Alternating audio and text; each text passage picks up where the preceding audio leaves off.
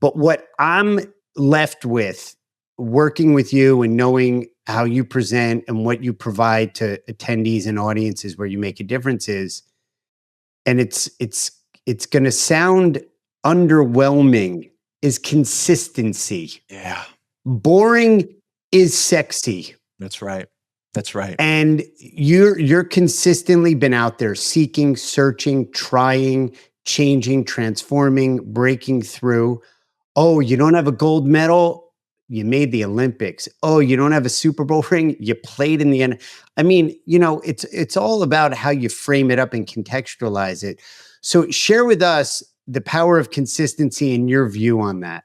Yeah, I think, Seth, you hit something, I mean, just the nail directly on the head here, because consistency is the hardest thing to do, sport and business, because think about this. Look, Seth, if the sun is out and your relationships are going great and you got a little bit of money in the bank, who can't get the job done? Right. It's when it's raining and you've got 2 young kids who are up at 3 a.m. because they don't feel well, and you have a presentation at 10 that you have to deliver, right? It's, can I consistently bring my A game over time? And here's what I've learned, is that in order to do that, what we have to do, and here's the action step, we have to borrow wisdom. Because as I study men and women in sport and business, I call them ultra performers, Seth. And they're men and women who, it's the weirdest thing.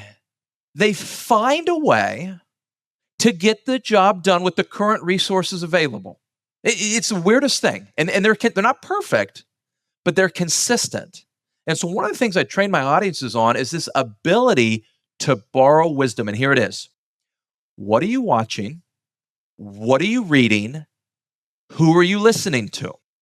Because what I've noticed is that these ultra performers, Seth, they protect the content they consume.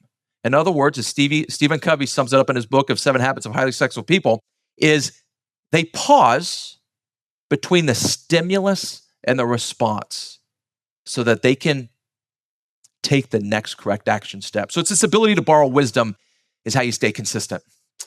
That pause is that thousandth of a second at the bobsled. Yeah. That response versus an impulsive, almost primordial reaction, just like a chemical reaction versus borrowing the wisdom, looking around, seeing how it's worked for others, making it your own, right? Right. And having that proper response. And they call it, sometimes musicians call it the space between notes.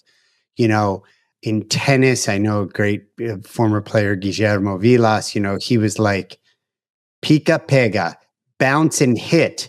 But he said everything happens between the bounce and when you hit it, that space there, right? Yeah. And that ability to consistently do that, again, it's not the sexiest thing, right, but that is the long game. That is the slow burn. And I think that's been a through line for you.